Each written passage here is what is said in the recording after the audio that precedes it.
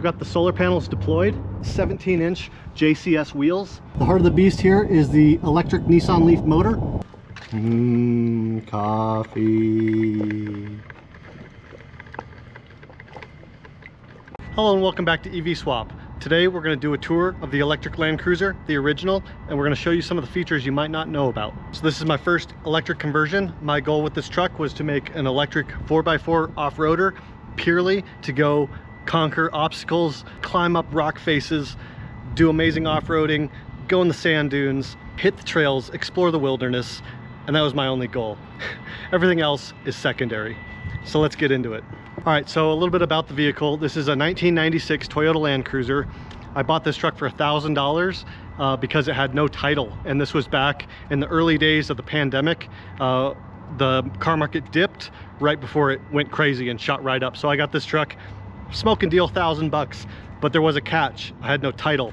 So I had to register this vehicle in Vermont, and I got Vermont registration, and I was able to bring that here to Colorado and use it to get a Colorado title in my name. Now that used to be called the Vermont loophole. It's not really a loophole, it was a fully legal process. The state of Vermont would issue registration of vehicles 25 years and older, like this one, with no title. They do not title vehicles in Vermont 25 years and older.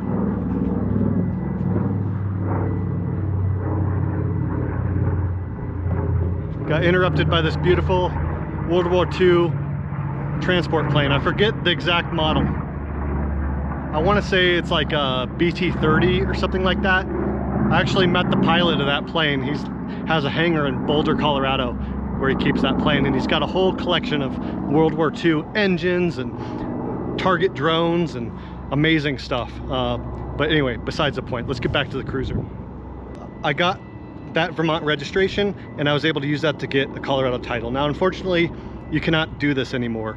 Vermont changed their own state laws a year or two ago, and now you actually have to be in person in Vermont to do this same process, and basically it just doesn't work anymore.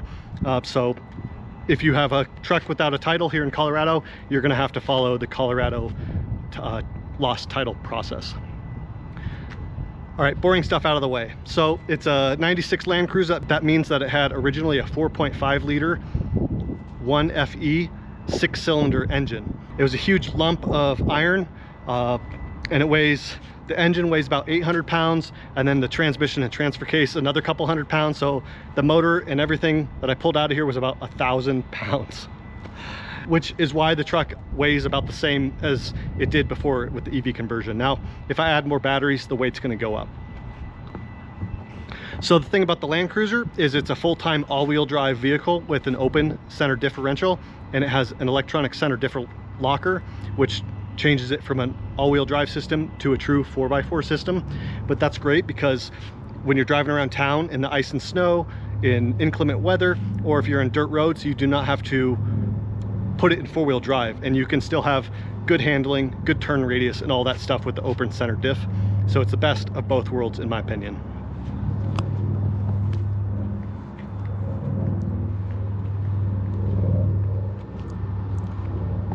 All right, so you can see we've got the solar panels deployed.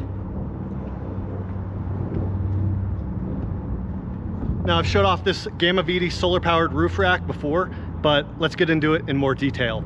So, of course, Gamiviti is a Colorado company here that specializes in making all sorts of overlanding and off-roading accessories for your 4x4s. They specialize in Land Cruisers, Toyota 4Runners, Tundras, anything you can think of as a Toyota truck, but they'll make you a rack that'll fit anything. But they're some of the best roof racks you can get, and they're made 100% here in Colorado. So we have the solar roof rack up there. We have 400 watts of solar panels, and you can see we've got a cool angling system where we can tilt them towards the sun.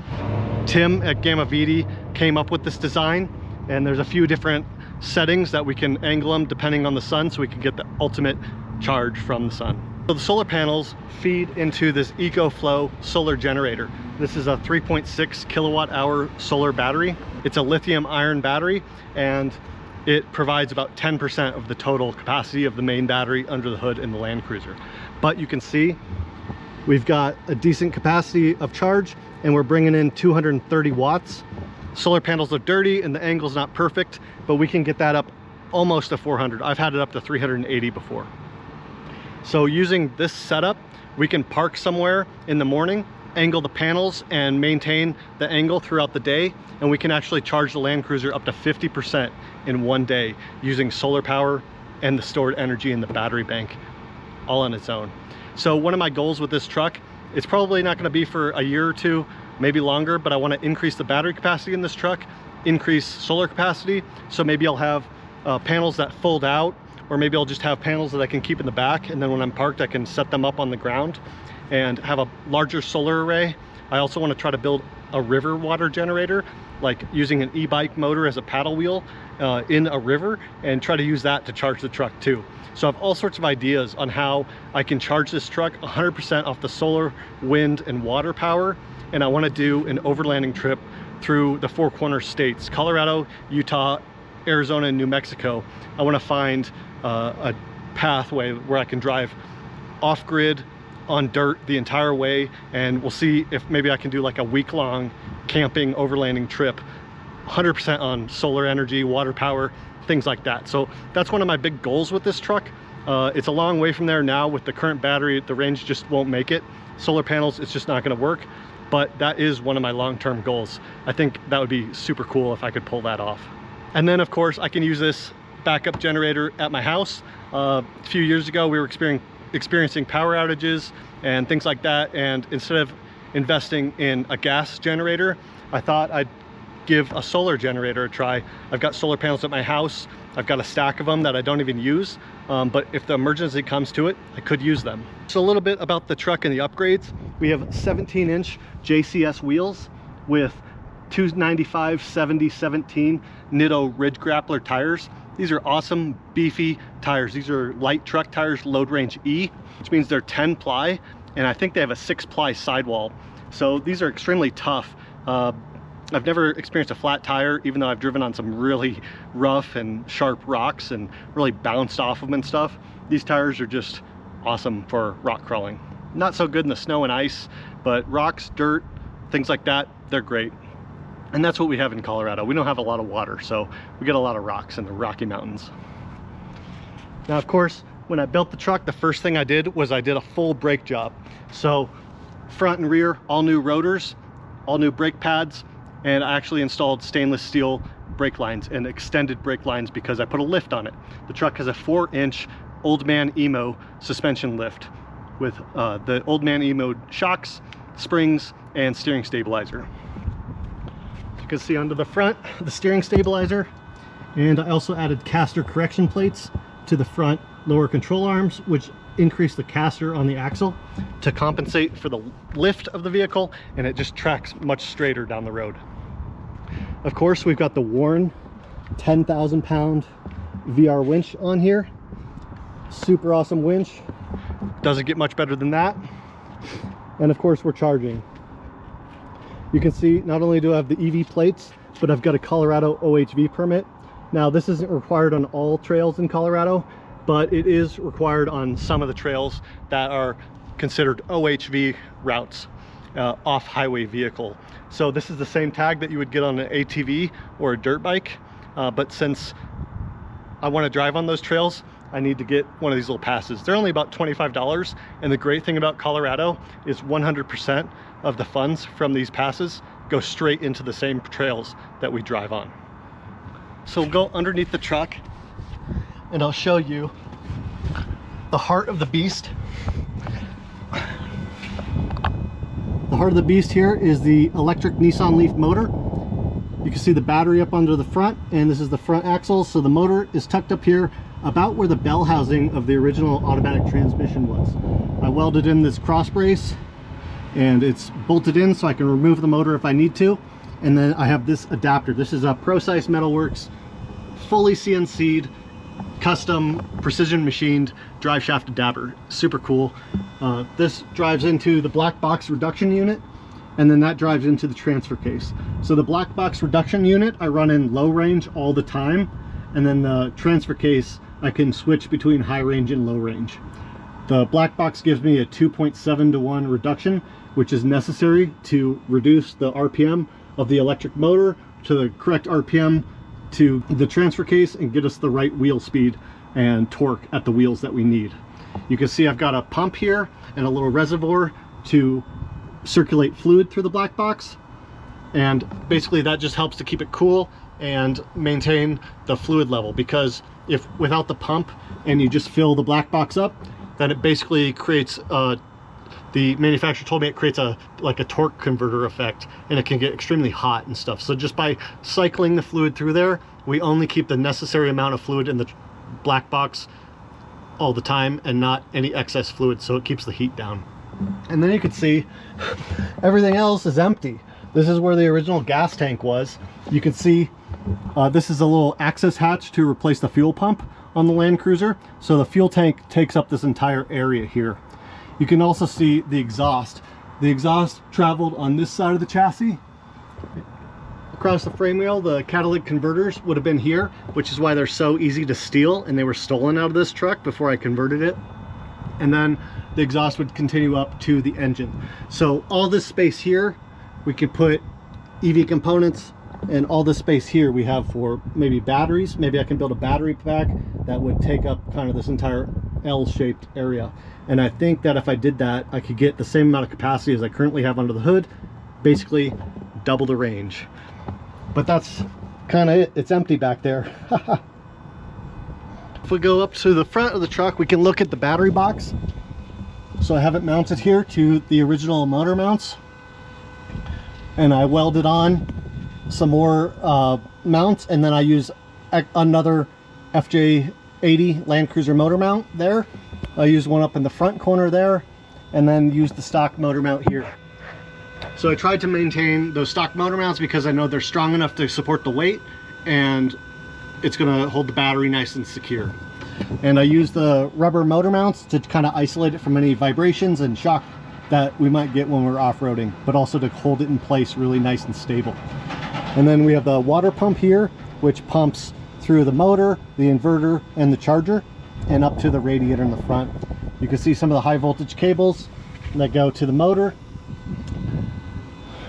wrapped in orange, so that any first responders will know that that's high voltage and don't touch it.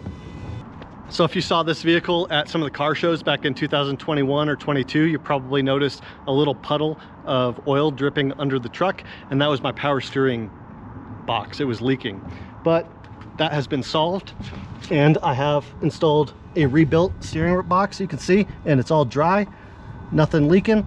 And this is called a 105 sector shaft. The steering shaft in there is actually an upgrade from a later model Land Cruiser called a FJ 105, which they actually didn't sell here in the US, but it's stronger. So now the steering on this truck is basically as strong as I can get without going seriously aftermarket. Okay, so if we go inside the truck, I'll show you how we drive it. So down here is a pedal out of a Volkswagen Tiguan, I think. And that just runs into the Nissan LEAF controller. Of course, you probably remember I've got my altimeter and angle gauge. And we have the OLED display here that'll show us what we're charging and our percentage and our max 85% that I set. All you have to do to start it is just simply insert the key and turn it on, and that's it. And to drive it, all you have to do is put your foot on the brake and press this button here for drive. You can put it back into neutral, or you can press this button for reverse. These switches, don't worry about those switches, they don't do anything. This button here is a brake disconnect. The Resolve EV has a safety feature where you can't use the gas and brake at the same time. So what I did is I have this disconnect to remove the brake signal, and that will let me left foot brake, but I have it on a switch so that I can only use it when I want to, and the rest of the time it's off. This is my transfer case shifter. Right now we're in high range for driving on the street. We can shift it down into low range for off-road. And then when we want to lock up the center diff lock, we just hold the center diff lock button. It's actuating, and you can see that light comes on, signaling that the diff lock is locked and engaged. Similarly, we can just press and hold and it will disengage. Then this silver lever is for the black box doubler. Like I said, I pretty much keep that in low range all the time to provide that 2.7 to 1 reduction.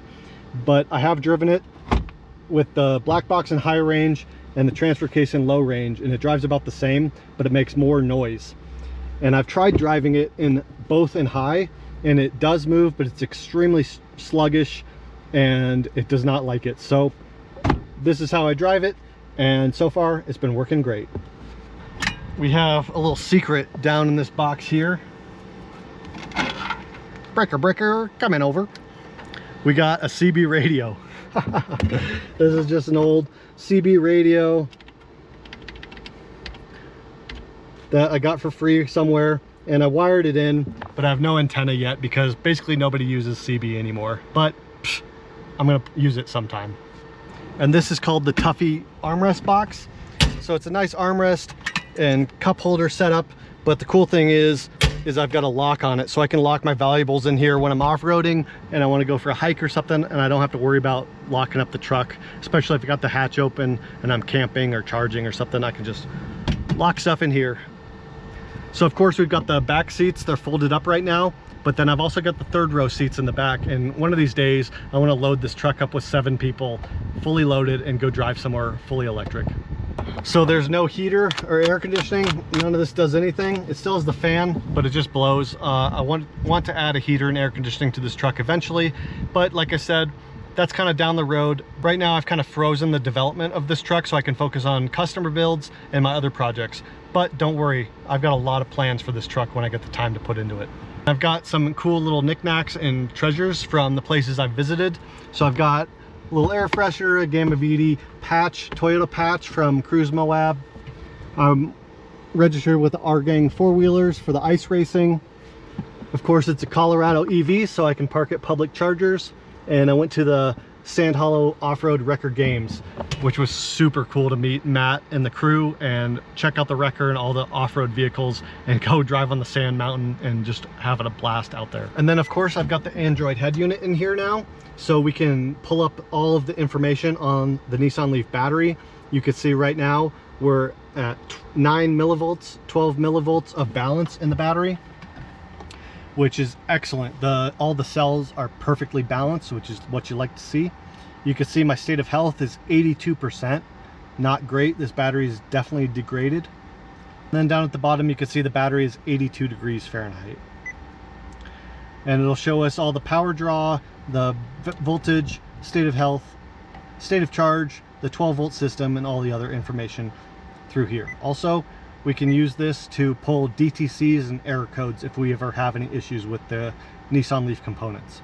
And back to the solar panels, I do have a little prototype setup that I've been trying to figure out how to use the solar panels to increase the efficiency of the truck while I'm driving. And basically what I've come up with is to unplug the solar panels from the EcoFlow when I'm actually driving and plugging it into this, which is a wire which runs all the way under the hood. And back here I've got a little power converter, just a really cheap voltage regulator type thing that I can use. And basically the idea there is that when you're driving, the DC to DC converter powers up and it supplies 12 volts to the 12-volt system. And when people say 12 volts, you got to understand that that means a range, and it's all considered 12 volts. But basically when the car's driving, that brings the DC battery up to about 14.1 volts. When it senses that battery needs charging, it'll bring it up to like 14.4 or 14.6, and it'll kind of figure out where the battery is drawing charge, and then it'll ramp back down to 14.1-ish when the battery's fully charged. So basically what that means is when we're driving on the trails, the 12-volt battery is holding steady at about 14.1 volts. So the voltage regulator I have back here, I have set to 14.6 volts, which is about the highest that you would want to run the 12-volt system.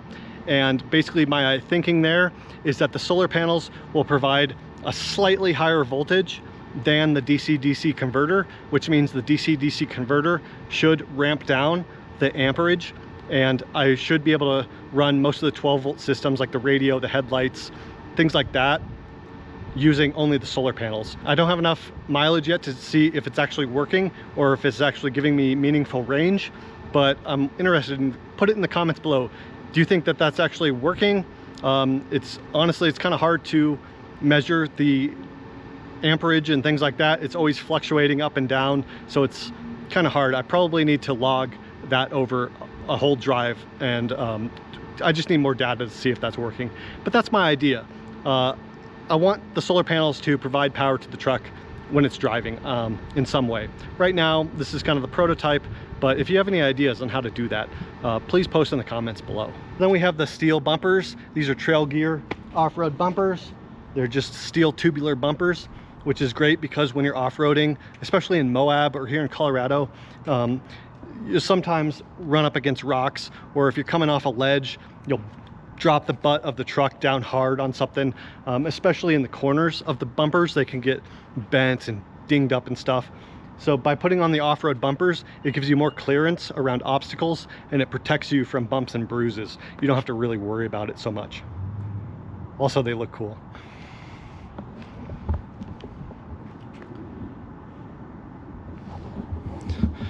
So the curb weight on this truck is 5,200 pounds, almost exactly, and that's not with me in it. That's just the truck as it sits right here. That includes the solar panels, the solar battery in the back, wheels and tires as it sits right now, 5,200 pounds. I weighed the truck before I did the conversion, and it was 5,100 pounds. But that was with smaller wheels, smaller tires, and no bumpers, no winch, things like that. That was 100% stock. Here's some more cool stickers I've collected. Got to see Mischief Maker. This is from the Off-Road Games. I need to peel that off. I got a Hell Yeah sticker, Cruise Moab, Team Trail Mater, Noobs with Boobs. And on the other side, of course, I've been to Colorado Expo. We got the Resolve EV and Gamiviti on there. And please touch the truck. If you see this truck at a car show, please come up, give it a shove, see if you can move it around, climb inside, take a look, and just experience it as much as you want. Now, if you know what Sue is, you know I hate him. Otherwise, let's move on. And then, of course, I've got the trademark recycled EV. Remember, you can get a recycled EV sticker from my EVSwap store, EVSwapConversions.com. Check it out. The recycled EV logo is not just a gimmick. This is a recycled truck. This truck was $1,000 because it had no title. It was leaking oil. The transmission was leaking. The axles were leaking and they needed rebuilt. The brakes were shot. The interior was filthy. And this truck was destined for the junkyard if I didn't pick it up. It probably would have been parted out and stripped down, and then the shell would have been junked at the junkyard. Same with the Nissan LEAF. The Nissan LEAF that we used to build this truck was in an accident. It was fully totaled and unusable. So I took two vehicles that were broken. They were already manufactured. The sunk costs, all the carbon, all the materials, all the labor that went into those vehicles, we have saved it, and we've recycled it into a whole new vehicle that we can drive and use and utilize and explore Colorado with. So that really means a lot to me, is the recycled EV part of the EV conversion. Not just going out and buying a brand new motor for buku bucks, a brand new battery, which is on a ship from China, you know, polluting as it comes across the land. No, we're using parts that are already here, they're already on our shores, and we're building a truck that we can love and drive. And then lastly, I got to give a big shout out to the Rising Sun 4x4 Club. This club has been here in Colorado since the 70s. They love their Land Cruisers and other Toyota 4x4s, and they've really welcomed me into the club. I was afraid that when I announced this project that I was going to be shunned and banned and people would hiss at me when I showed up to club meetings, but the opposite is true. I've had nothing but positive support. All the guys have really supported me in this build, and I really have to give a big shout out to the Rising Sun 4x4 Club. And Tim with Gamiviti is a member of that club, so thank you, Tim. All right, so that about does it for the features that you might not have known on the electric Land Cruiser. If you have any more questions about the EV Land Cruiser, put them down in the comments below and I'll make sure to answer you. Thanks again for watching here at EVSwap. Remember, check out my EVSwap store, EVSwapConversions.com. We'll see you next week. Just a reminder, check out my EVSwap store, EVSwapConversions.com. I just got another batch of coffee in. This time I've got whole bean as well as ground. This is amazing coffee, small batch roasted here in Colorado. Check out the website.